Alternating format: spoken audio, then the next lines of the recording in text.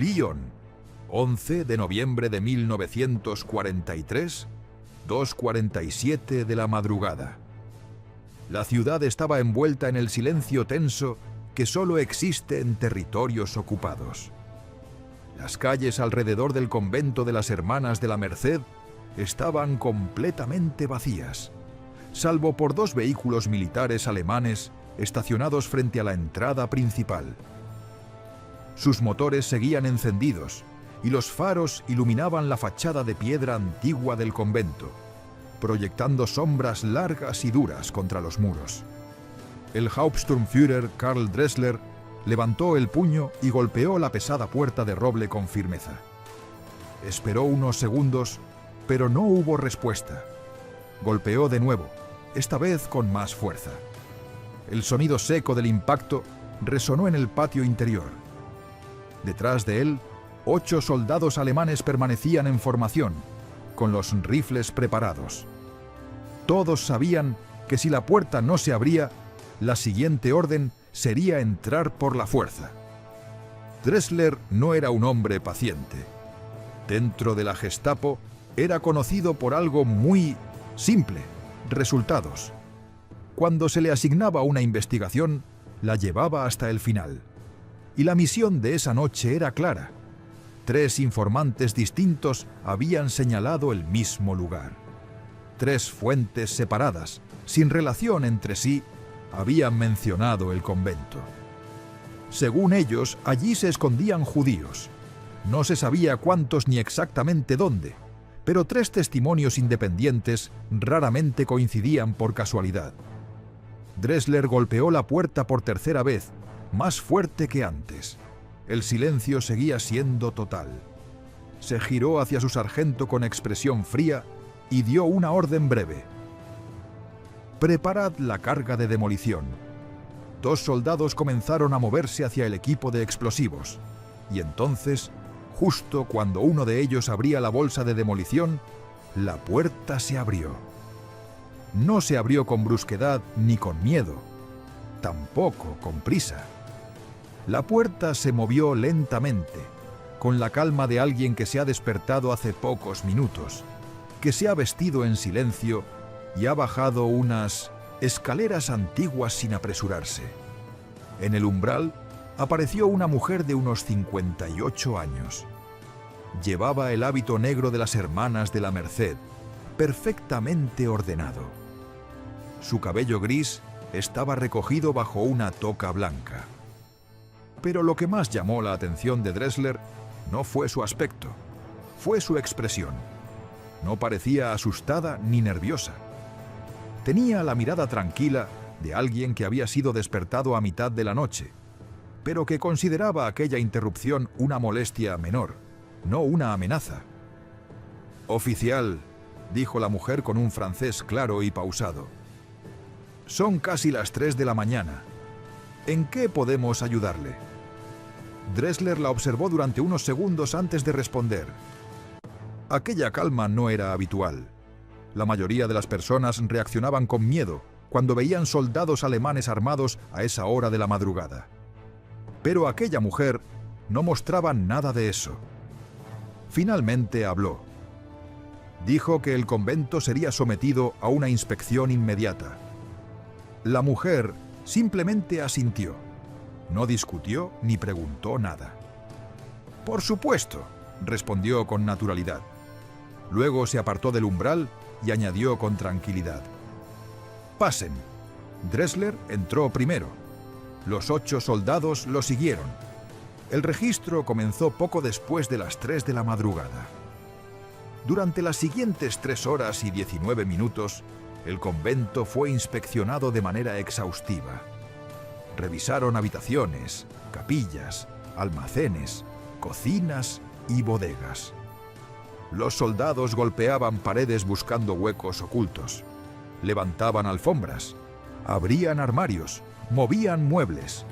Dressler interrogó personalmente a cada una de las monjas. Las preguntas eran directas y repetitivas. ¿Cuántas hermanas vivían allí? ¿Habían recibido visitantes recientemente? ¿Quién administraba el edificio? Cada respuesta Llegaba con la misma calma, con el mismo tono tranquilo. Nadie parecía nervioso. Nadie dudaba al responder. Mientras tanto, Dressler caminaba por los pasillos observando cada detalle. Tenía experiencia en registros.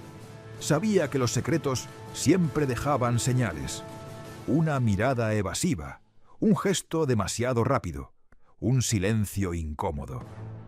Pero en ese convento no encontró nada fuera de lugar. Cuando el reloj marcó las 6 de la mañana, los soldados comenzaron a recoger el equipo. Dressler se acercó de nuevo a la mujer que había abierto la puerta. ¿Su nombre?, preguntó. «Sor Agnès Bouchard», respondió ella, «superiora de esta comunidad». Dressler la miró fijamente. «¿Sabe por qué estamos aquí?». La mujer inclinó ligeramente la cabeza antes de responder.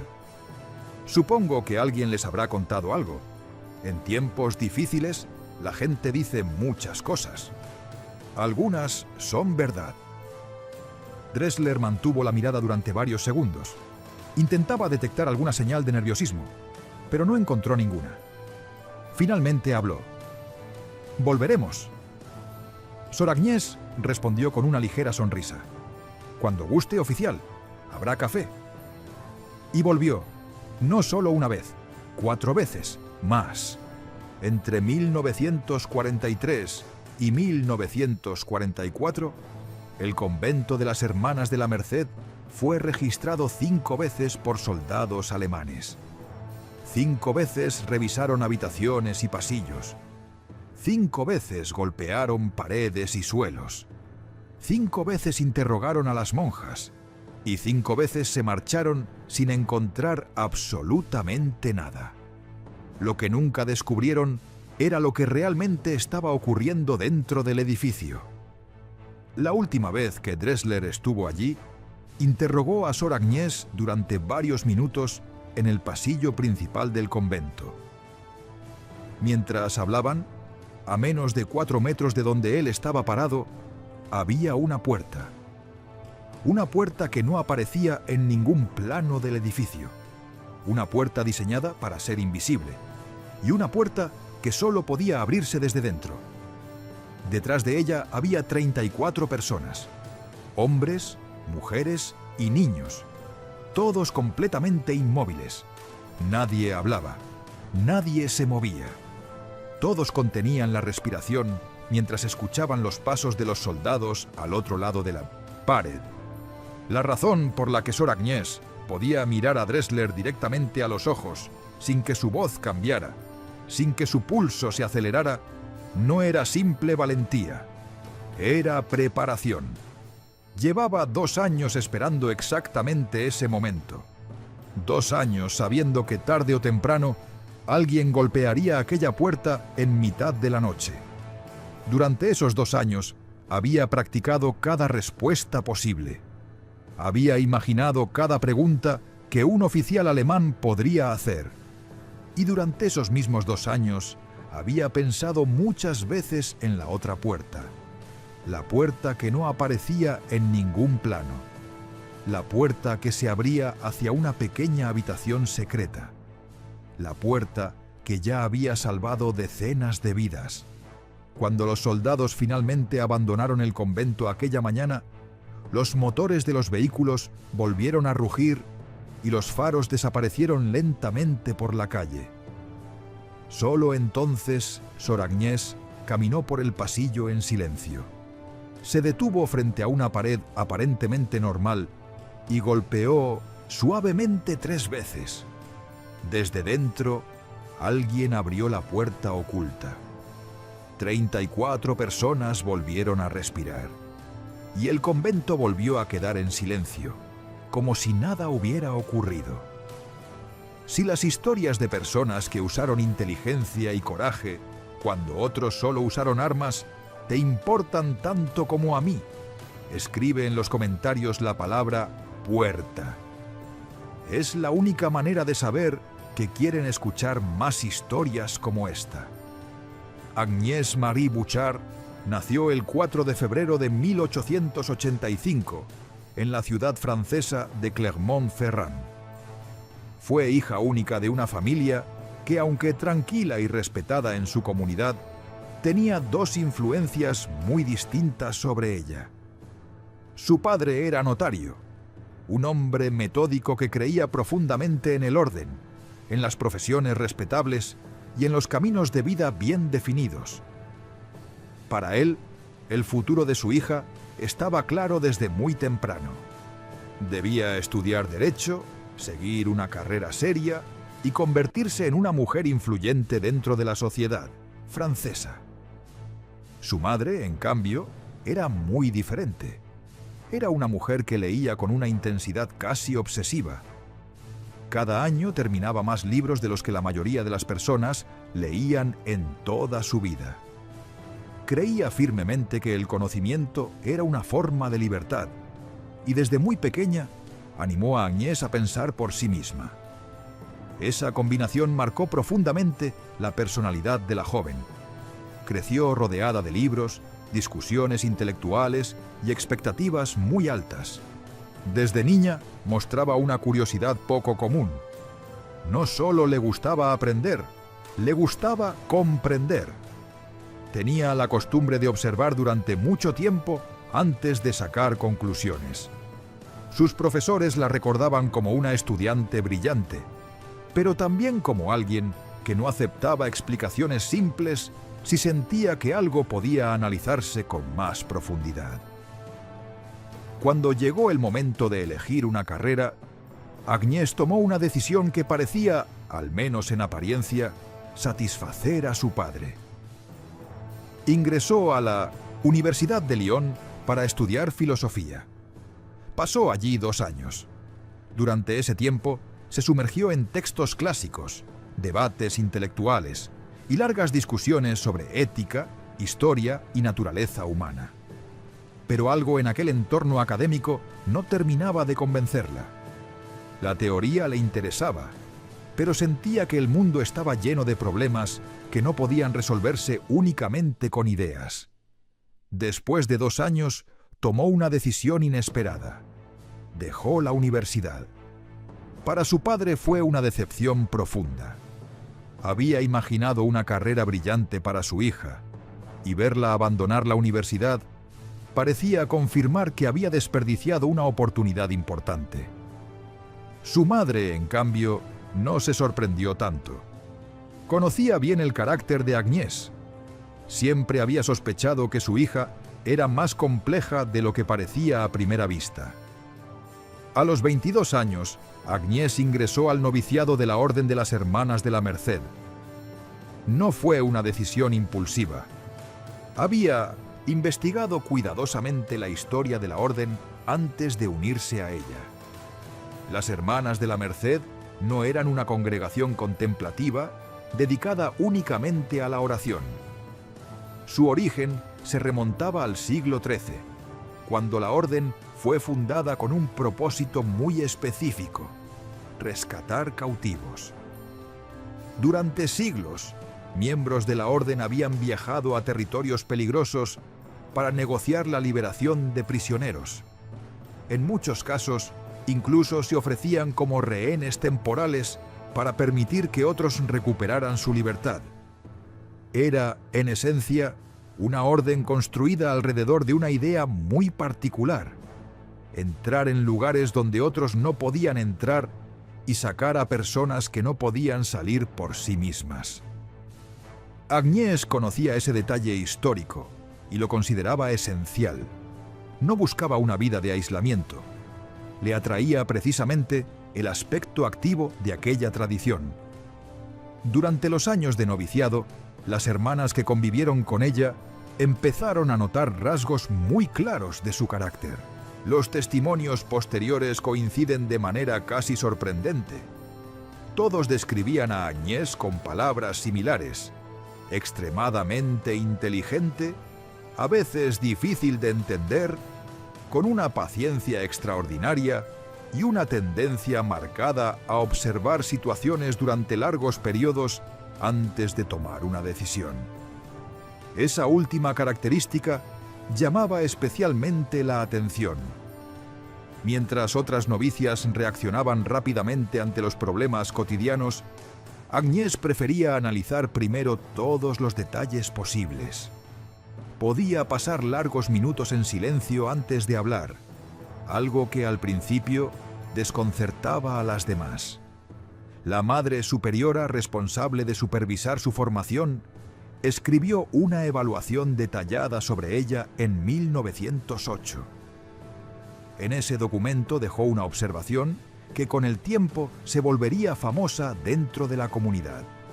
Escribió: «La hermana Bouchard posee cualidades de liderazgo considerables. Sin embargo, su mayor virtud y su mayor defecto parecen ser exactamente el mismo rasgo. No actúa hasta comprender completamente una situación. Esto la vuelve lenta, pero también hace que casi siempre esté en lo correcto». Agnès leyó esa evaluación. No se molestó por la crítica. Al contrario, la guardó cuidadosamente entre sus documentos personales. Décadas más tarde, diría que aquella frase describía con una precisión sorprendente su manera de actuar. Con los años fue asumiendo más responsabilidades dentro de la comunidad. Su capacidad para organizar tareas, analizar problemas y anticipar dificultades comenzó a destacar cada vez más. En 1935, cuando tenía 50 años, fue nombrada superiora del convento de las Hermanas de la Merced en Lyon. El convento no era un edificio simple. Había sido construido originalmente en 1612 y durante más de 3 siglos había pasado por numerosas reformas, ampliaciones y modificaciones. A lo largo del tiempo se habían añadido alas nuevas, escaleras secundarias, sótanos y almacenes. Algunas habitaciones habían sido cerradas o transformadas. Incluso existían espacios que nadie recordaba haber utilizado durante décadas. La historia del edificio se había complicado aún más durante la Revolución Francesa. En 1793, el convento fue confiscado por el gobierno revolucionario y muchas de sus propiedades y documentos originales se perdieron o se dispersaron. Cuando el edificio fue devuelto a la iglesia en 1814, después de la caída de Napoleón, gran parte de la documentación arquitectónica original ya no existía. Como resultado, el convento se había convertido en una especie de laberinto histórico. Había pasillos que terminaban en muros sellados, puertas que conducían a habitaciones olvidadas y escaleras que habían sido tapiadas generaciones atrás. Agnès conocía cada rincón del edificio, no porque fuera arquitecta, sino porque llevaba 20 años viviendo allí y tenía una costumbre muy particular desde su infancia: entender completamente los lugares donde vivía. Con el tiempo, había explorado el convento con una atención casi cartográfica. Había revisado sótanos antiguos, pasillos poco utilizados y espacios de almacenamiento abandonados. Sabía qué paredes eran originales del siglo XVII y cuáles habían sido añadidas posteriormente. Sabía dónde estaban los puntos estructurales clave del edificio. Sabía incluso qué partes del convento aparecían en los registros oficiales y cuáles no. En 1940, cuando Francia capituló ante Alemania, Agnès tenía 55 años. Había leído suficiente historia europea para comprender rápidamente lo que significaba aquella derrota. Muchos franceses pensaban que la ocupación sería temporal, incómoda pero manejable. Creían que la vida cotidiana continuaría con ciertos cambios administrativos. Agnès no compartía ese optimismo.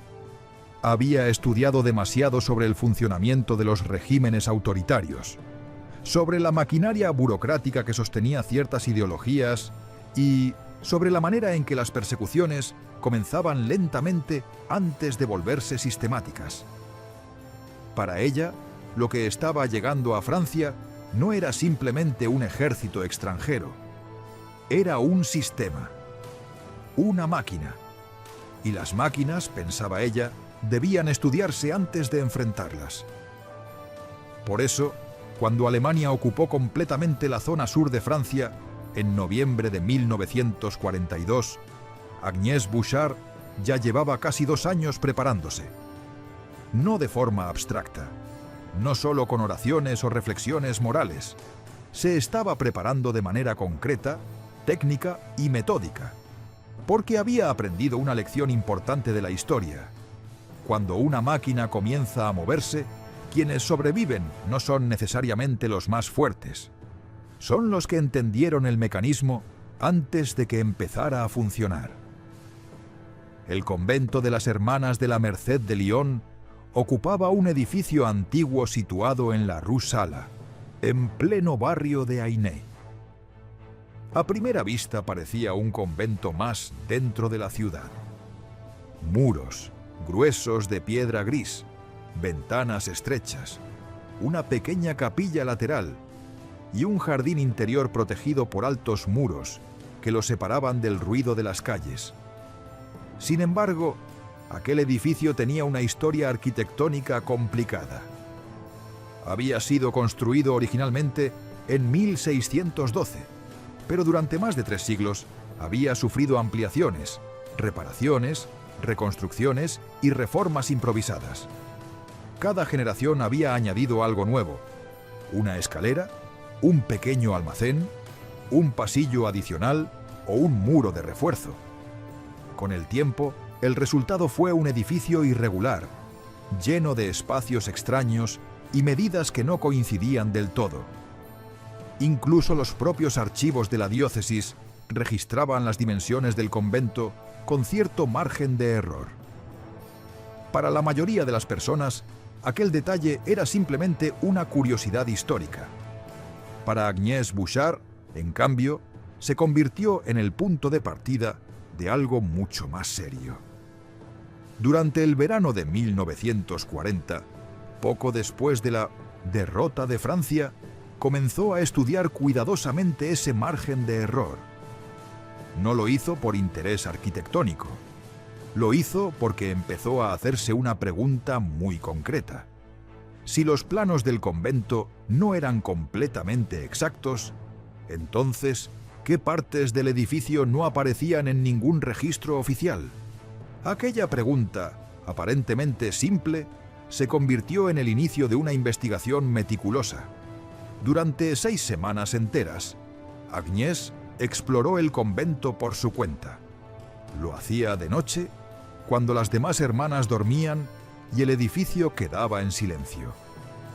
Llevaba una linterna pequeña, una cinta métrica y un cuaderno donde anotaba cada detalle.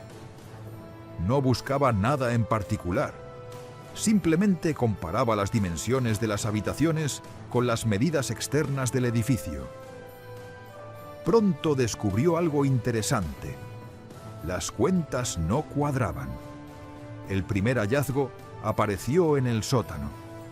El convento tenía un sótano conocido que se utilizaba como espacio de almacenamiento. Allí se guardaban alimentos, herramientas y materiales del colegio de niñas que funcionaba junto al convento.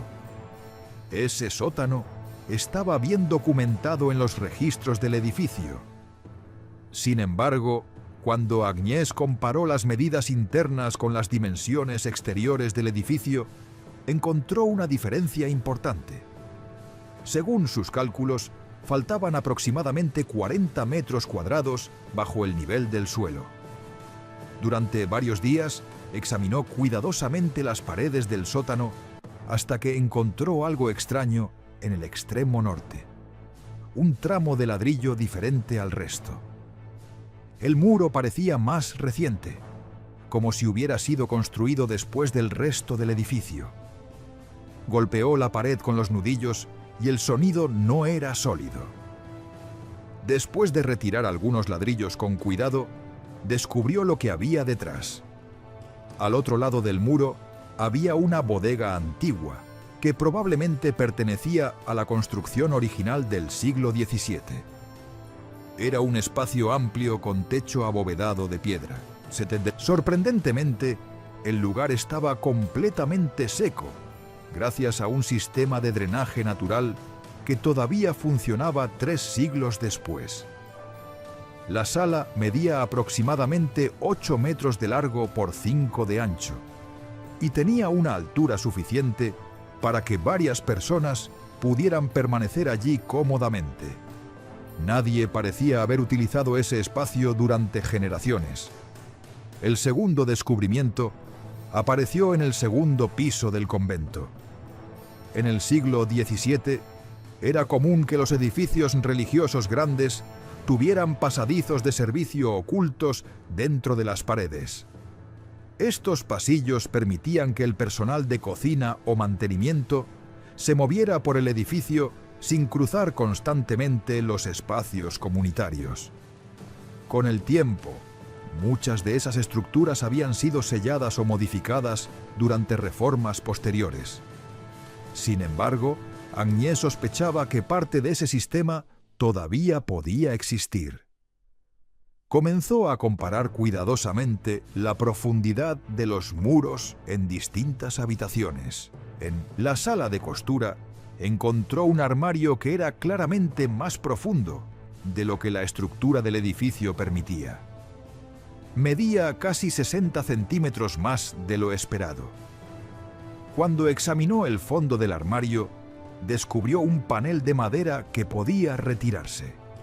Detrás había un corredor estrecho que corría dentro del muro. El pasadizo continuaba varios metros hasta llegar cerca de la cocina, donde otra anomalía aparecía en forma de una alacena antigua. Cuando golpeó suavemente la pared trasera de ese mueble, el sonido hueco confirmó lo que sospechaba.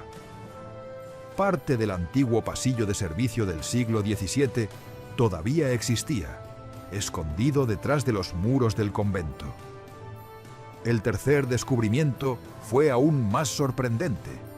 La capilla lateral del convento tenía una pequeña sacristía donde se guardaban objetos litúrgicos. Según los planos, esa habitación debía medir unos 12 metros cuadrados. Pero cuando Agnès la midió con cuidado, encontró que el espacio real era considerablemente mayor. La diferencia era de casi 7 metros cuadrados. Durante varios días examinó cada centímetro de las paredes hasta que notó un panel de madera tallada que cubría completamente el lado oeste de la habitación. El panel parecía decorativo, pero su estructura no coincidía con el resto del muro. Después de retirar algunos tornillos antiguos, descubrió lo que ocultaba. Detrás del panel existía una pequeña sala adicional. Era lo que quedaba de una antigua capilla privada que había sido utilizada siglos atrás por benefactoras nobles de la orden. Durante la Revolución Francesa, muchos espacios asociados con la aristocracia fueron sellados o eliminados para evitar problemas con las autoridades revolucionarias. Aquella pequeña capilla había sido cerrada y olvidada desde entonces. Durante todo el verano y el otoño de 1940, Agnès continuó su trabajo silencioso. Cada noche medía, dibujaba y registraba detalles. Comparaba muros, escaleras y techos. Poco a poco comenzó a construir un mapa completo de todos los espacios ocultos del convento. Para diciembre de ese mismo año, ya tenía un plano bastante preciso del edificio real, no del edificio que aparecía en los archivos oficiales. Y cuando terminó ese plano, empezó a pensar en algo más importante. ¿Cómo podían utilizarse esos espacios si algún día fuera necesario? En marzo de 1941, el plan estaba completo. 3 meses más tarde, comenzó a prepararlo. Todo aquello ocurrió más de un año antes de que las fuerzas alemanas ocuparan completamente el sur de Francia. Durante los primeros meses, trabajó completamente sola. movía objetos, limpiaba habitaciones olvidadas y reforzaba accesos ocultos sin llamar la atención. Pero con el tiempo, el proyecto comenzó a volverse demasiado grande para una sola persona. Algunas tareas requerían fuerza física o demasiado tiempo. Entonces tomó una decisión cuidadosa. Incorporó a 2 hermanas más al proyecto. No eligió a las más valientes del convento ni a las más entusiastas. Eligió a las más discretas, aquellas que hablaban poco y que no tenían la costumbre de hacer preguntas innecesarias. Una noche de marzo de 1941, mientras explicaba el plan a Sor Claire, la primera hermana que aceptó ayudarla, Agnès resumió su filosofía con una frase sencilla. «La valentía suele hacer ruido», dijo en voz baja. Luego añadió, «pero el silencio es lo que realmente salva vidas». El elemento más importante del sistema que Sor Agnès empezó a construir no era una pared secreta, ni una puerta oculta, ni siquiera los pasadizos antiguos del convento. Lo verdaderamente esencial era una idea, una manera distinta de pensar los escondites. Durante meses, mientras estudiaba el edificio y la historia reciente de Europa, Agnès también investigó algo más. Cómo trabajaban los inspectores de la policía política alemana. Había leído informes, testimonios y relatos de registros realizados en 1900 en otras ciudades ocupadas. Con el tiempo empezó a notar un patrón claro. Casi todos los escondites descubiertos seguían una estructura muy parecida. Había una pared falsa, un doble fondo, un compartimento detrás de un armario o una trampilla bajo el suelo. Siempre existía un punto de entrada cuidadosamente disimulado. Y precisamente ese era el problema. Los inspectores sabían que esas entradas existían. Por eso, sus métodos de búsqueda estaban diseñados para encontrarlas. Medían las dimensiones de las habitaciones y las comparaban con los planos del edificio. Golpeaban paredes para detectar cavidades huecas. Revisaban muebles, levantaban tablas del suelo, examinaban bisagras y cerraduras buscando señales de desgaste. Toda la lógica de una inspección se concentraba en una tarea concreta: encontrar la entrada al escondite. Agnès reflexionó mucho sobre eso. Cuanto más pensaba en el procedimiento de inspección, más evidente le parecía algo que otras personas no parecían.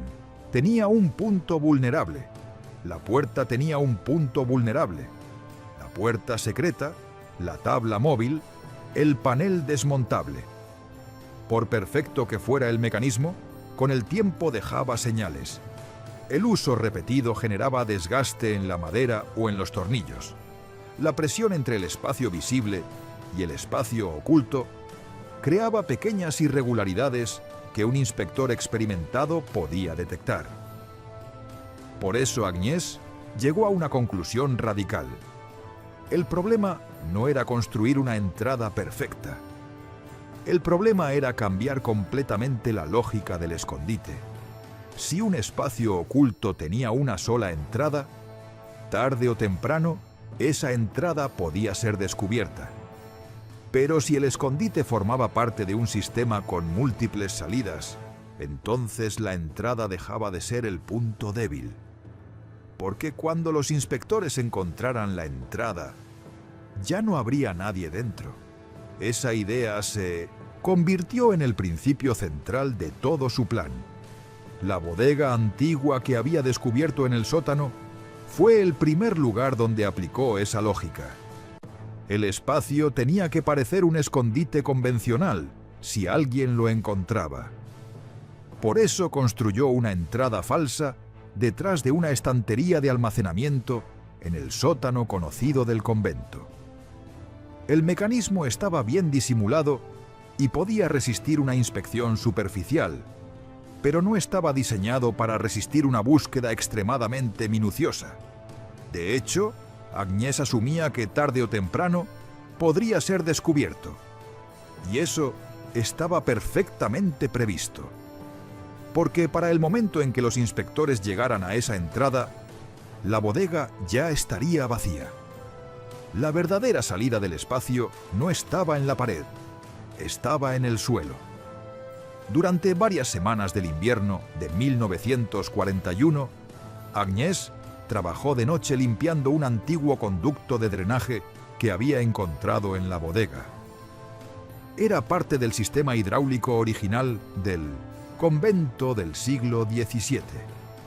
Con el paso de los siglos había quedado obstruido por tierra y piedras, pero todavía conectaba con la red de drenaje del barrio. El trabajo fue lento y agotador. Con herramientas simples, retiró capas de sedimento acumulado durante generaciones. Poco a poco, el conducto volvió a abrirse.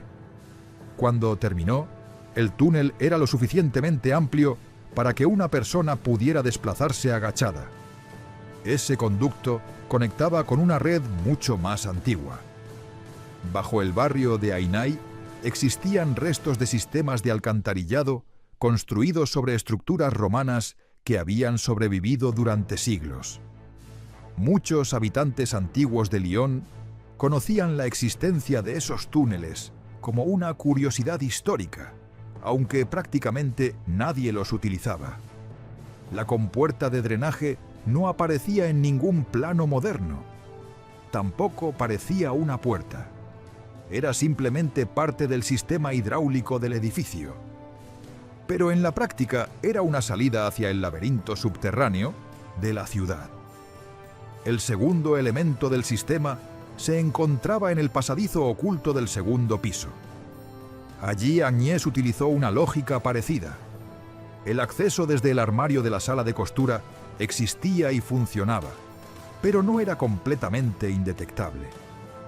Un inspector muy meticuloso podría notar que el mueble tenía una profundidad extraña. Eso no le preocupaba demasiado, porque el pasadizo no terminaba allí. Después de varios metros, el corredor oculto descendía mediante una pequeña escalera estrecha que conducía directamente a la bodega del sótano. De ese modo, los dos espacios quedaban conectados como parte de un circuito. Si alguien se movía con rapidez y en silencio, podía abandonar el segundo piso y llegar al nivel subterráneo en menos de 4 minutos. Pero el espacio más ingenioso de todo el sistema estaba en la sacristía de la capilla lateral. La pequeña capilla privada que Agnès había descubierto detrás del panel de madera se convirtió en el refugio más seguro del convento. El acceso principal era el panel tallado que cubría la pared oeste de la sacristía. El mecanismo era complicado. Había que presionar una moldura concreta en un orden específico para liberar el sistema. Desde fuera, el panel era indistinguible del resto de la decoración de madera del siglo XVII. La superficie mostraba las mismas marcas del tiempo, el mismo color oscuro y las mismas manchas de cera acumuladas por décadas de velas. Pero el verdadero secreto no estaba en esa entrada. El verdadero secreto era la otra puerta. Agnès había descubierto esa puerta durante una de sus exploraciones nocturnas en agosto de 1940. Mientras examinaba el altar mayor de la capilla, notó que la parte trasera del retablo tenía una estructura inusual. La pieza era enorme, una obra de madera tallada que pesaba más de 80 kilos. Parecía completamente fija, como parte permanente del altar. Pero cuando presionó un punto específico en el marco lateral, el retablo giró lentamente sobre un eje oculto. Detrás apareció un pasaje estrecho que conducía directamente a la capilla privada.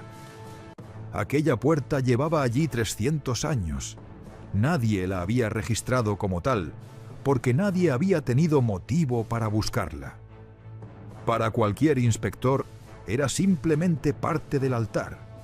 Lo extraordinario era que la puerta podía abrirse tanto desde dentro como desde fuera. Eso significaba que alguien podía entrar en la capilla privada o salir de ella directamente desde el interior de la iglesia. Durante las 5 inspecciones alemanas que tuvo el convento entre 1943 y 1944, el Hauptsturmführer Karl Dressler pasó frente a ese altar varias veces. Se detuvo allí, observó el retablo, incluso caminó a pocos pasos de él mientras interrogaba a Sor Agnès. Nunca imaginó que aquella enorme pieza de madera era en realidad una puerta. Agnès no había construido ese mecanismo, simplemente lo había descubierto. Pero desde la primera noche en que lo vio abrirse lentamente bajo la luz de su linterna, comprendió algo fundamental.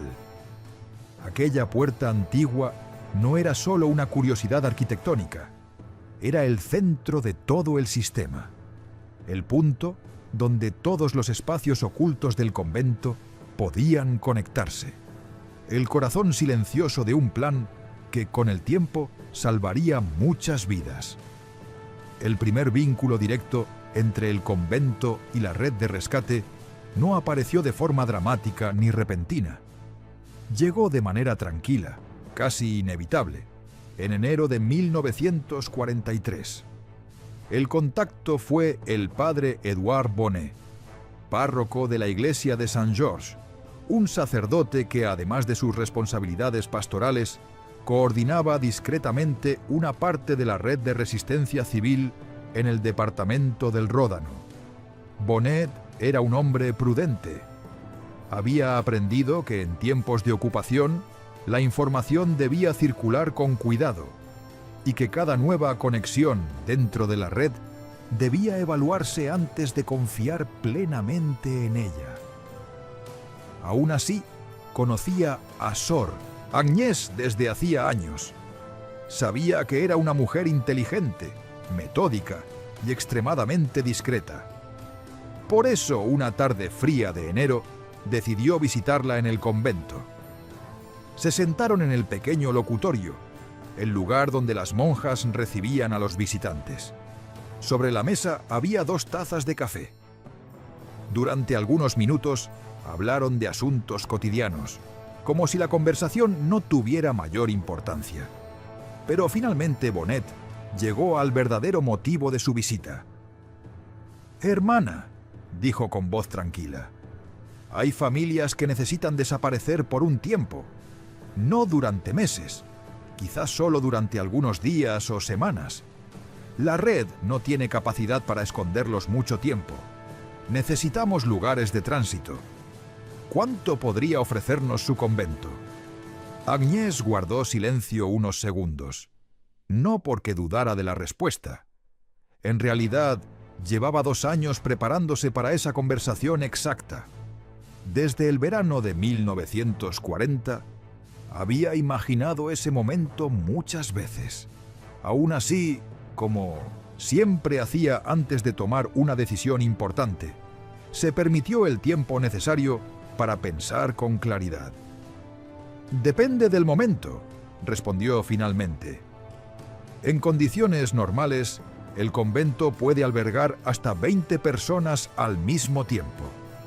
En una situación de alerta máxima, podemos mantenerlas el tiempo suficiente para trasladarlas a otro lugar seguro». Bonnet la observó con atención. «¿Tiene usted un sistema para hacerlo?», preguntó.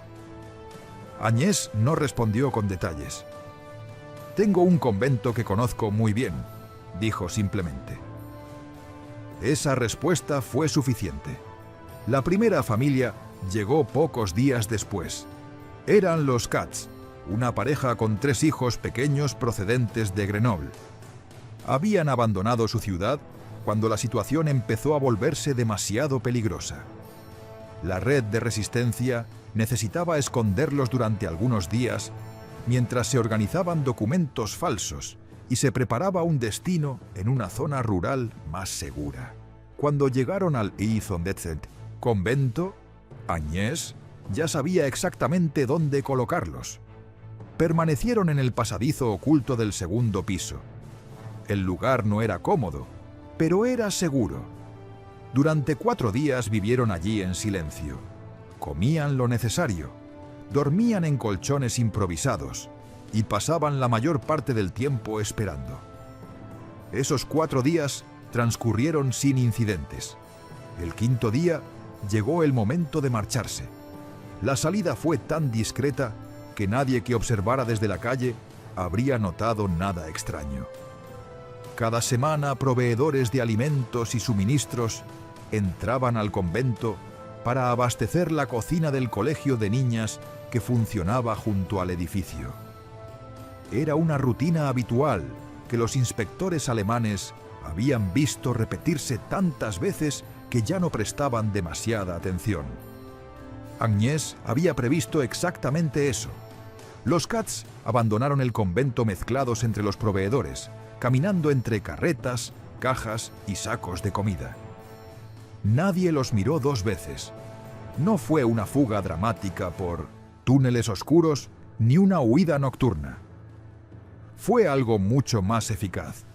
Una salida aburrida, ordinaria, invisible entre las actividades diarias. Después de esa primera operación, la red comenzó a utilizar el convento con mayor frecuencia. Para mayo de 1943, 31 personas habían pasado por los espacios ocultos del edificio. Algunos permanecían solo 2 o 3 días. Otros necesitaban una semana completa. Cada caso era diferente, pero todos seguían el mismo procedimiento. Para septiembre de ese año, cuando comenzaron las inspecciones dirigidas por el Hauptsturmführer Karl Dressler, el número de personas que habían pasado por el convento ya alcanzaba 58.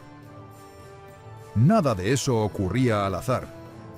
Cada llegada y cada salida seguían reglas muy precisas que Agnès había diseñado con la misma meticulosidad con que había explorado los muros del convento. Nadie aparecía sin aviso previo. Nadie salía sin una cobertura verificada por la red. Y lo más importante, ninguna persona escondida dentro del convento conocía más información de la necesaria. Ese principio era fundamental. Si alguien era interrogado, no podía revelar detalles que desconocía. Cada persona solo sabía lo suficiente para sobrevivir durante el tiempo que permanecía allí. Pero la regla más importante de todas era también la más difícil de aplicar, especialmente cuando se trataba de familias con niños pequeños, o de personas que llegaban agotadas, asustadas, después de días de viaje y de esconderse en lugares improvisados. Muchos no estaban acostumbrados a la oscuridad constante ni al silencio obligado. La ansiedad podía convertirse en un enemigo tan peligroso como los soldados. La regla era simple. Cuando se daba la señal de alerta, el sistema debía funcionar automáticamente. Eso significaba que nadie debía esperar instrucciones en ese momento. Cada persona sabía de antemano qué hacer. No había discusiones, ni preguntas, ni improvisaciones. El sistema estaba diseñado como una serie de movimientos coordinados, donde cada parte conocía su papel. Agnès dedicaba mucho tiempo a explicar esto a cada grupo que llegaba. No intentaba tranquilizarlos con promesas optimistas. No hablaba de esperanza ni de finales felices. Les enseñaba procedimientos, porque en su experiencia la esperanza dependía del resultado final, algo que nadie podía garantizar. En cambio, seguir un procedimiento dependía únicamente de cada persona. La señal de alerta también era simple: 2 golpes secos en la tubería de agua caliente que recorría verticalmente los 3 pisos del convento. Esa tubería estaba conectada con varias habitaciones y pasillos, lo que permitía transmitir el sonido a todo el edificio. Cualquier miembro del convento podía dar la señal desde diferentes puntos. 2 golpes significaban una sola cosa: alguien estaba dentro del edificio que no debía estar. Cuando sonaba la señal, todos ejecutaban el protocolo inmediatamente.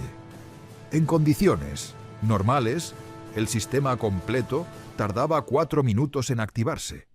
Si todos estaban bien entrenados, podía hacerse en 2 minutos y medio. Agnès practicaba el procedimiento con cada grupo nuevo que llegaba. A veces lo hacía en mitad de la noche, sin previo aviso. La razón era simple. En una situación real, el cuerpo debía reaccionar automáticamente.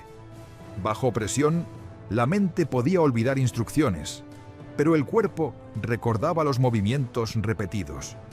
Durante meses el sistema funcionó solo como entrenamiento, hasta que una noche dejó de ser un ejercicio. La primera vez que la señal sonó de verdad fue a las 2:47 de la madrugada del 11 de noviembre de 1943. Cuando el Hauptsturmführer Karl Drexler llegó al convento de las Hermanas de la Merced, aquella madrugada del 11 de noviembre de 1943, acompañado por 8 soldados armados y 2 vehículos militares estacionados frente a la entrada, dentro del edificio ya había 34 personas ocultas. No estaban todas juntas. Sor Agnès nunca permitía eso. El sistema que había diseñado funcionaba precisamente porque cada grupo estaba separado en espacios distintos, conectados entre sí, pero lo suficientemente independientes como para que un error en un lugar no comprometiera todo el conjunto. Esa noche la distribución era la siguiente. 12 personas se encontraban en la bodega oculta del sótano. 14 personas estaban en el pasadizo del segundo piso. 8 personas permanecían en la capilla privada detrás de la sacristía. Los 8 que ocupaban ese último espacio eran considerados el grupo de mayor riesgo en ese momento. Entre ellos había una familia de 5 que había llegado desde Marsella. 2 jóvenes que viajaban con documentos tan frágiles que un interrogatorio serio los habría expuesto en pocos minutos. Y un hombre adulto que había sido enviado por la red de resistencia con instrucciones muy claras. Debía ser protegido con prioridad absoluta. Agnès nunca supo exactamente quién era aquel hombre. Tampoco preguntó. Había aprendido que en tiempos como aquellos la información podía ser peligrosa, incluso para quien la poseía. Cuando Drexler golpeó la puerta principal del convento por primera vez, el sonido resonó en los pasillos silenciosos del edificio. Apenas unos segundos después, Sor Claire, que se encontraba en el tercer piso, comprendió lo que significaba aquel ruido. Contó mentalmente unos instantes. A los 34 segundos de escuchar los golpes en la puerta, levantó la mano y dio 2 golpes secos en la tubería de agua caliente que recorría verticalmente todo el convento. El sonido metálico viajó por el interior de las paredes. En los 3 espacios ocultos del edificio, las personas que estaban escondidas escucharon exactamente lo que habían sido entrenadas para reconocer. 2 golpes, nada más. No hacía falta ninguna explicación. Significaba que alguien había entrado en el edificio o estaba a punto de hacerlo. El protocolo debía comenzar inmediatamente.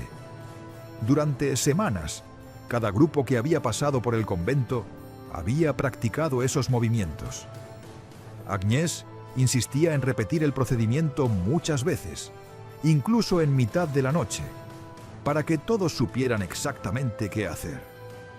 En condiciones normales, el sistema tardaba 4 minutos en activarse por completo. Aquella noche tardó 4 minutos y 11 segundos.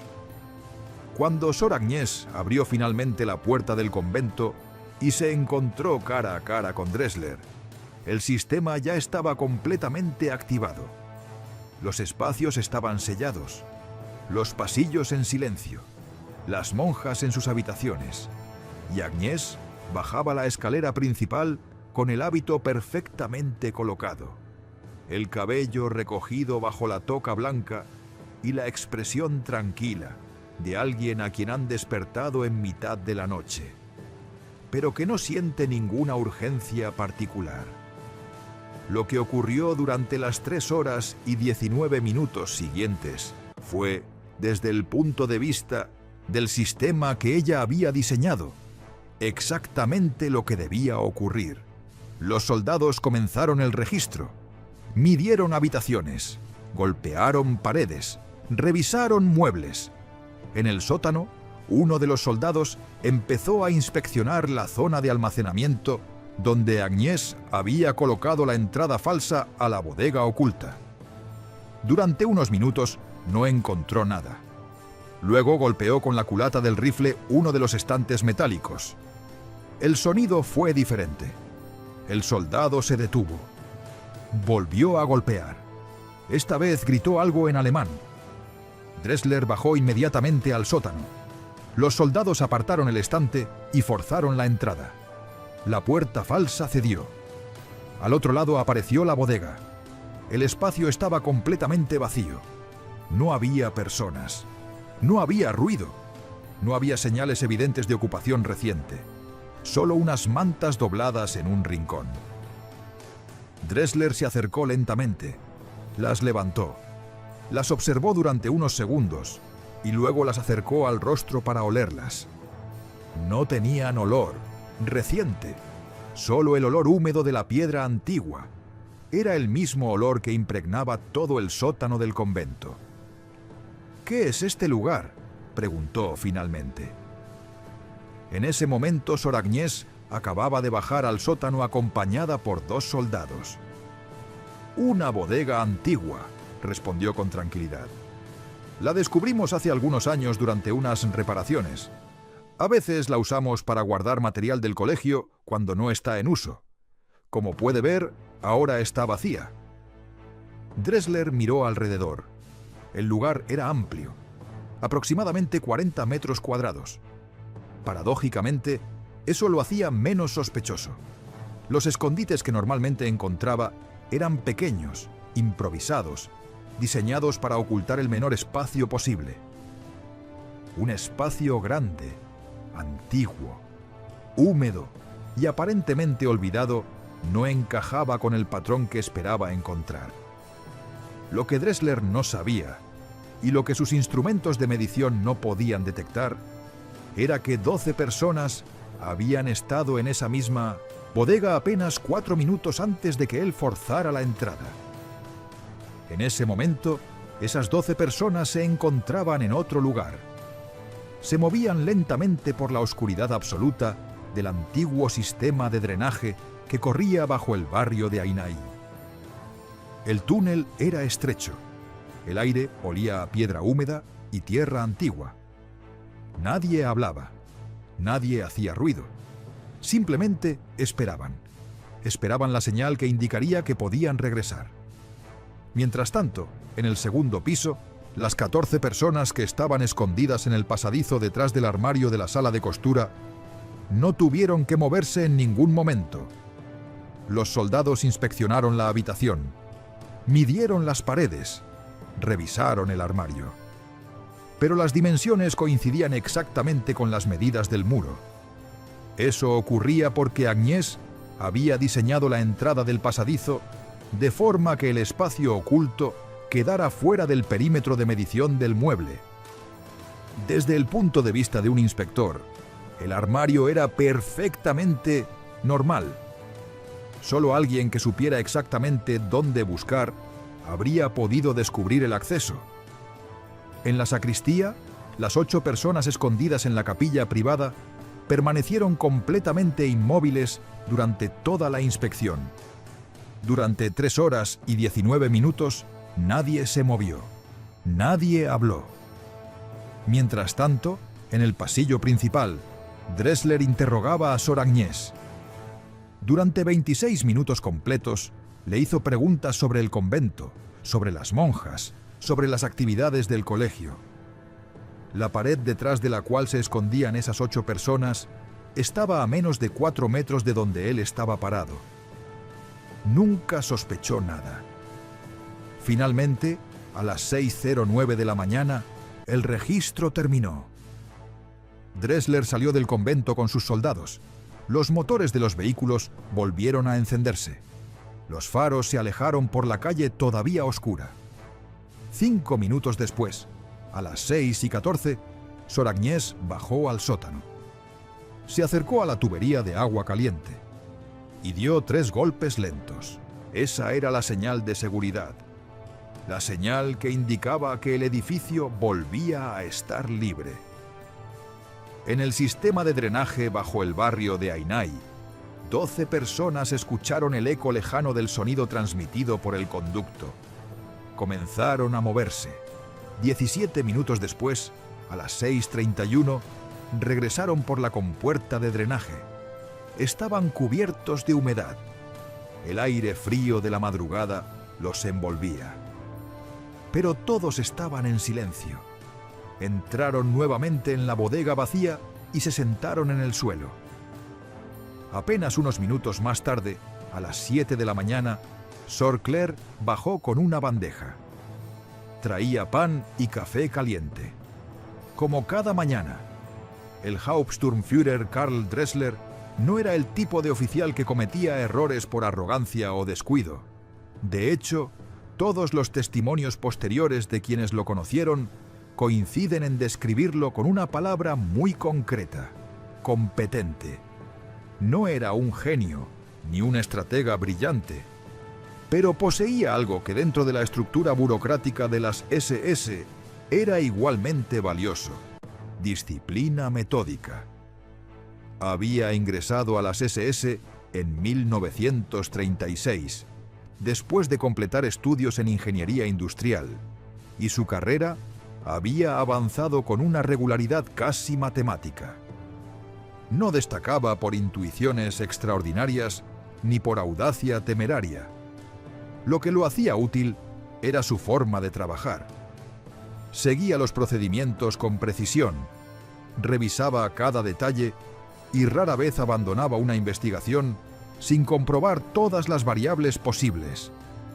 A diferencia de otros oficiales más impulsivos, Dressler era paciente. Sus informes solían ser largos, detallados y cuidadosamente organizados. Cuando participaba en una operación, sus superiores sabían que examinaría cada elemento del caso con la mentalidad de alguien que estaba acostumbrado a resolver problemas técnicos. Esa forma de pensar le permitía encontrar irregularidades que otros pasaban por alto. Por esa razón, dentro de su unidad, tenía una reputación bastante sólida. Cuando Dressler buscaba algo, solía encontrarlo. Quizá por eso el convento de las Hermanas de la Merced comenzó a inquietarlo después de su primera inspección en noviembre de 1943. Algo no terminaba de encajar. Había revisado el edificio durante más de 3 horas. Había encontrado un espacio oculto en el sótano, pero ese hallazgo no había conducido a nada. El lugar estaba vacío, demasiado vacío. No había pruebas claras de actividad reciente. Sin embargo, la intuición profesional que había desarrollado durante años de trabajo le decía que aquel edificio ocultaba algo más. Por eso regresó. No una vez, sino 4 veces más. La segunda inspección ocurrió en enero de 1944. Esta vez, Dressler se concentró casi exclusivamente en el sótano. Durante las semanas anteriores, había revisado cuidadosamente sus notas de la primera visita. Algo en la bodega descubierta no le parecía lógico. El espacio era demasiado grande para ser simplemente una zona de almacenamiento olvidada. Desde un punto de vista práctico, nadie construía una bodega de ese tamaño para dejarla sin uso. Así que decidió examinarla nuevamente. Midió las paredes con más precisión que la primera vez. Comparó las dimensiones con los muros exteriores del edificio. Caminó lentamente por la bodega, golpeando diferentes puntos del suelo y de las paredes en busca de cavidades ocultas. buscaba una segunda salida, porque en su experiencia muchos escondites estaban conectados con rutas de escape, pero no encontró nada. Lo que no sabía era que la compuerta que conectaba con el antiguo sistema de drenaje del barrio había sido cuidadosamente sellada por Sor Agnès pocas semanas después de la primera inspección. Durante una noche de trabajo silencioso, había cubierto el acceso con mortero fresco. Para enero, ese mortero tenía exactamente el mismo aspecto que el resto de la pared. El color, la textura e incluso las pequeñas grietas que aparecían cuando la mezcla envejecía naturalmente. A los ojos de Dressler, aquella pared parecía intacta desde hacía décadas. La tercera inspección, en febrero de 1944, fue la más rigurosa desde el punto de vista técnico. Dressler decidió llevar consigo a un ingeniero civil de la Wehrmacht. El especialista traía instrumentos diseñados para detectar cavidades dentro de las estructuras. Utilizaba herramientas de percusión calibradas que permitían mapear las diferencias acústicas en los muros. Durante varias horas, el ingeniero recorrió el convento golpeando paredes con precisión casi científica. Sus instrumentos detectaron 3 anomalías estructurales. La primera era la bodega del sótano, que ya estaba documentada. La segunda correspondía al pasadizo oculto del segundo piso. La tercera apareció en la sacristía de la capilla lateral. El ingeniero no podía explicar completamente las dimensiones de esa habitación. Según los planos disponibles, el espacio debía ser más pequeño. Algo detrás del muro occidental no coincidía con las medidas oficiales del edificio. Mientras el ingeniero realizaba sus mediciones, Sor Agnès permanecía cerca observando con calma. No apartó la mirada. No cambió su respiración. No dejó que sus ojos se desviaran hacia el panel de madera que ocultaba la entrada a la capilla privada. Las personas que intentan proteger algo suelen mirar inconscientemente hacia aquello que temen que descubran. Agnès lo sabía y por eso miraba simplemente al ingeniero. Había una razón más para su tranquilidad. Esa semana no había nadie escondido en el convento. 4 días antes de la inspección, uno de los contactos de la Resistencia había enviado un mensaje urgente, advirtiendo que Dressler planeaba regresar acompañado de un especialista. En cuanto recibió la información, Agnès activó un protocolo diferente. Todos los refugiados fueron trasladados temporalmente a 3 casas seguras en el barrio de Ainay. Cuando los soldados alemanes llegaron al convento, el edificio estaba genuinamente vacío de cualquier persona no autorizada. El ingeniero terminó sus mediciones y redactó un informe técnico. En ese documento señalaba claramente la anomalía en la sacristía y recomendaba una inspección destructiva. Su propuesta era sencilla: abrir la pared para comprobar qué espacio existía detrás. Dressler consideró seriamente esa recomendación, pero el procedimiento no dependía únicamente de él. Consultó el informe con su superior directo. La respuesta fue negativa. En 1944, la ocupación alemana en Francia mantenía una relación delicada con la Iglesia Católica. Abrir una pared dentro de la sacristía de un convento sin pruebas claras podía provocar problemas políticos innecesarios.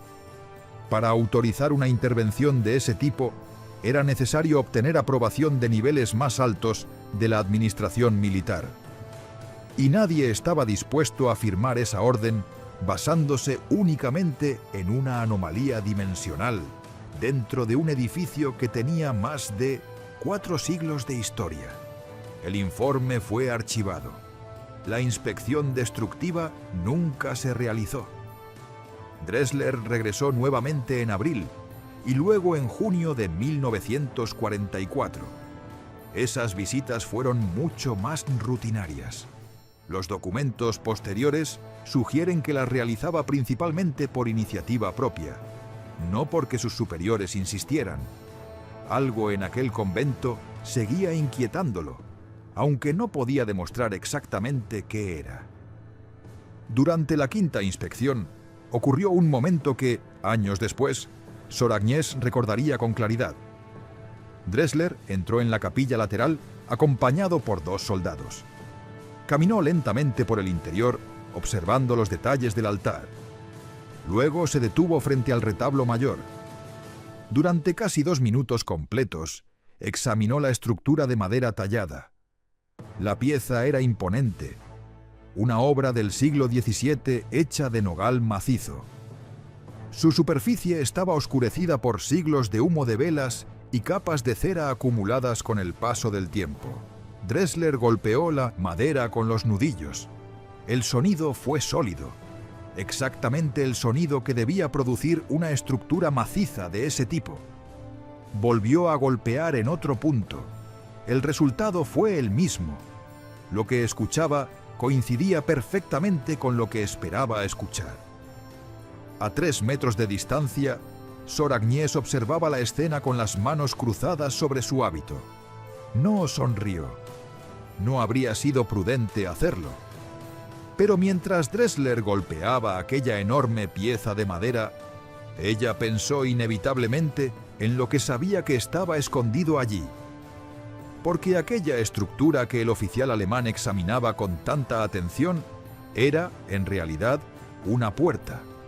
Una puerta que llevaba más de 300 años oculta dentro del altar. Una puerta que Dressler había tenido delante en varias ocasiones sin reconocerla. Y mientras lo veía examinar el retablo con frustración silenciosa, Agnès pensó brevemente en la otra puerta, la que nadie buscaba, la que convertía todo el sistema en algo mucho más complejo de lo que cualquier inspección podía imaginar. Ese pensamiento, aunque nadie lo notó, fue suficiente. El 25 de agosto de 1944, la ciudad de Lyon despertó con un sonido diferente al de los últimos años. No eran motores de patrullas ni pasos de soldados en las calles. Eran campanas, voces, gente saliendo de sus casas. La ciudad había sido liberada. Mientras la noticia recorría los barrios y la población comenzaba a llenar las plazas, Sor Agnès Marie Bouchard pasó la mañana en un lugar muy concreto del convento, la capilla lateral. Estaba sola. No estaba exactamente rezando. Tampoco estaba celebrando. Simplemente permanecía sentada en silencio. Durante años su vida había estado marcada por una tensión constante. Cada día implicaba cálculos, decisiones, riesgos invisibles para quienes caminaban por las calles sin saber lo que ocurría detrás de ciertos muros. Cuando una tensión así desaparece de repente, el cuerpo tarda en comprender que realmente ha terminado. Esa mañana, Agnès permanecía en ese estado extraño que aparece cuando la mente intenta aceptar que ya no es necesario seguir vigilando. Entre enero de 1943 y agosto de 1944, el convento de las Hermanas de la Merced había servido como refugio temporal para 117 personas. No todos eran del mismo tipo. No todos llegaban por las mismas razones. Algunas eran familias judías que necesitaban desaparecer durante unos días antes de ser trasladadas a zonas rurales o a otras ciudades. Otras eran personas vinculadas con la resistencia, individuos que debían ocultarse mientras se reorganizaban redes clandestinas o se preparaban nuevas rutas de escape. También hubo casos más discretos, personas cuya identidad Agnès nunca llegó a conocer completamente. Entre quienes pasaron por el convento había incluso 2 agentes británicos del SOE, el servicio secreto encargado de coordinar operaciones especiales en territorio ocupado. Cada uno permaneció en el convento aproximadamente una semana mientras esperaban comunicaciones y nuevas instrucciones.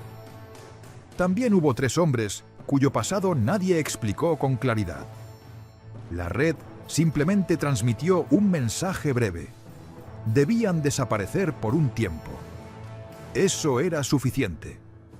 De las 117 personas que pasaron por los espacios ocultos del convento, 112 sobrevivieron a la guerra. Las 5 que no sobrevivieron murieron en circunstancias completamente ajenas al convento. Algunas fueron capturadas en otros lugares antes de llegar a Lyon. Otras murieron después de abandonar el sistema de refugios. Ninguna murió dentro del convento, ni como consecuencia directa de las operaciones que Agnès había organizado. Mientras el sistema funcionó, nadie fue perdido dentro de él. Después de la liberación, las historias comenzaron a circular.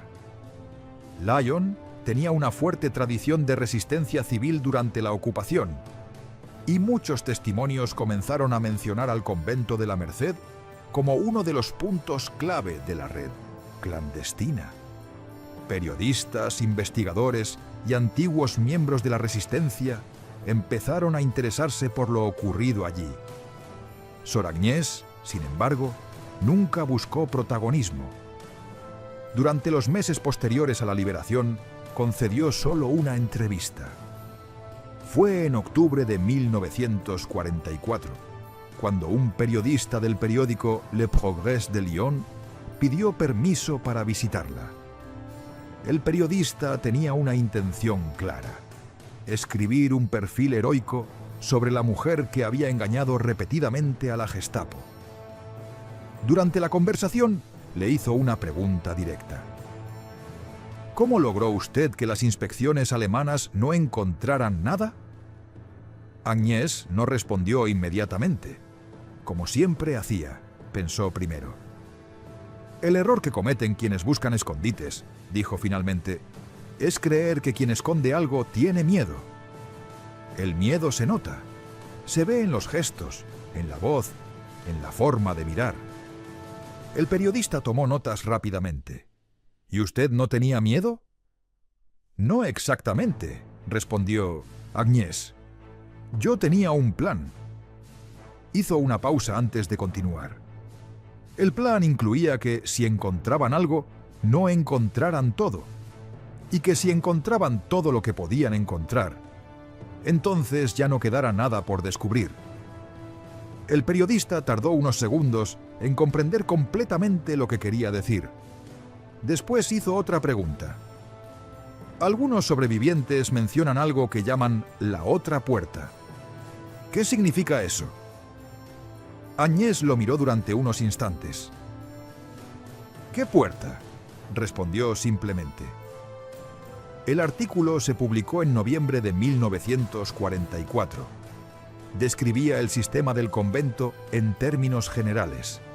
Era lo suficientemente detallado como para resultar emocionante para los lectores, pero lo suficientemente impreciso como para no revelar información que aún podría poner en peligro a algunas personas. Agnès leyó el artículo. No encontró errores importantes.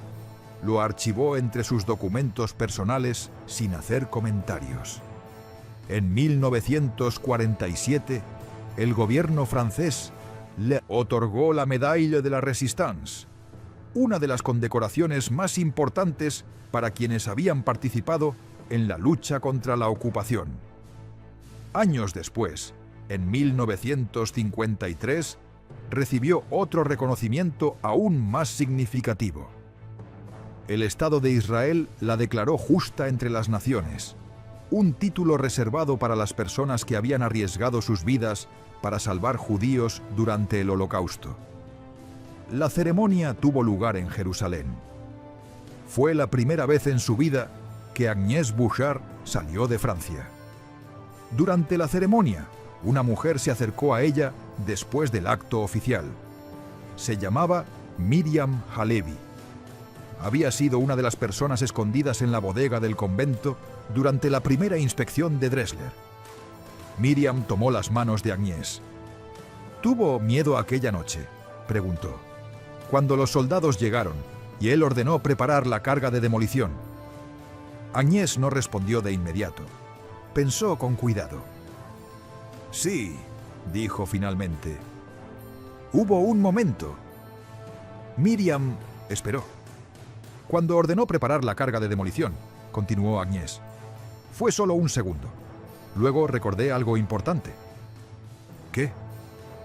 «Que si abrían esa puerta, la bodega ya estaría vacía». Miriam frunció el ceño.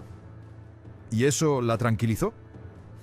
Agnès negó ligeramente con la cabeza. «No exactamente», me hizo sonreír. «¿Por qué?», Agnès respondió con calma. «Porque estaba pensando en la otra puerta». Miriam no preguntó cuál. Quienes habían pasado por el convento entendían lo que significaba.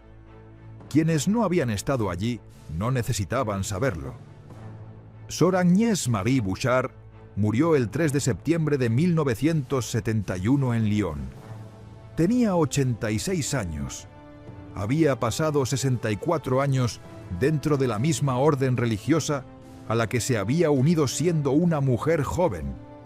La orden que había elegido siglos atrás tenía un propósito muy concreto: entrar en lugares donde otros no podían entrar y ayudar a salir a quienes no podían hacerlo por sí mismos.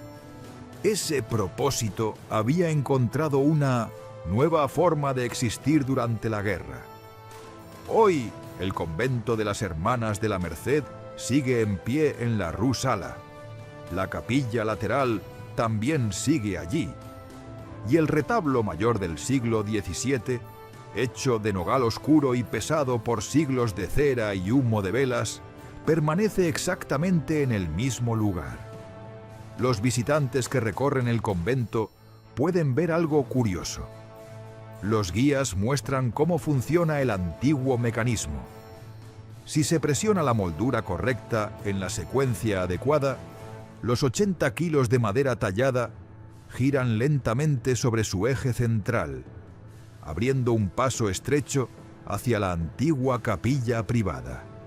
El movimiento es sorprendentemente suave. Al otro lado aparece un pequeño espacio de piedra, con techo bajo y paredes antiguas. El aire tiene un olor característico: madera envejecida, cal y algo que recuerda al polvo acumulado de los libros antiguos. Ese espacio se ha conservado exactamente como estaba en 1944. En las paredes hay marcas hechas con lápiz, nombres, fechas, pequeños dibujos. Algunas fechas se repiten varias veces, escritas con caligrafías distintas, como si quienes pasaron por ese lugar hubieran querido dejar constancia de que estuvieron allí, de que existieron en ese momento preciso y de que ese hecho merecía ser registrado. La compuerta que conectaba con el sistema de alcantarillado fue sellada definitivamente en 1945. No forma parte de las visitas públicas. El pasadizo del segundo piso fue parcialmente integrado a las habitaciones del convento durante una reforma en los años 60, aunque un tramo de 8 metros se conserva como parte del archivo histórico del edificio. Cada año, el 11 de noviembre, aniversario de la primera inspección de Dressler, las hermanas del convento realizan un gesto sencillo. No organizan ceremonias grandes, no hacen discursos. Simplemente encienden velas en la capilla lateral. Luego abren el panel del retablo. Durante 1 hora, la otra puerta permanece abierta. Es su manera de recordar que una noche de noviembre de 1943, un hombre que creía tener todo el poder del mundo golpeó una puerta exigiendo que la abrieran, y no sabía que la mujer que estaba al otro lado llevaba 3 años sonriendo porque sabía que había otra. Karl Dressler fue capturado en mayo de 1945. Durante sus interrogatorios, declaró que el convento de la Merced había sido inspeccionado 5 veces sin resultados. También afirmó que estaba convencido de que allí existía actividad clandestina que nunca había logrado demostrar. Nunca supo cuántas personas habían estado escondidas detrás de las paredes mientras él caminaba por los pasillos. Nunca supo que la última vez que examinó el altar, golpeando la madera con los nudillos, la estructura frente a él era en realidad una puerta. Una puerta que llevaba 300 años esperando exactamente ese uso. 112 vidas pasaron por ella.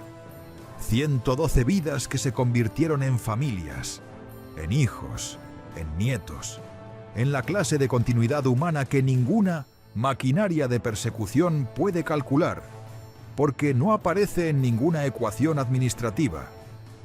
Sor Agnès Bouchard, con su formación filosófica incompleta, su paciencia que la hacía lenta pero casi siempre correcta, y su costumbre de comprender completamente los lugares donde vivía, encontró en el altar de una pequeña capilla del siglo XVII la respuesta a una pregunta que nadie había formulado todavía.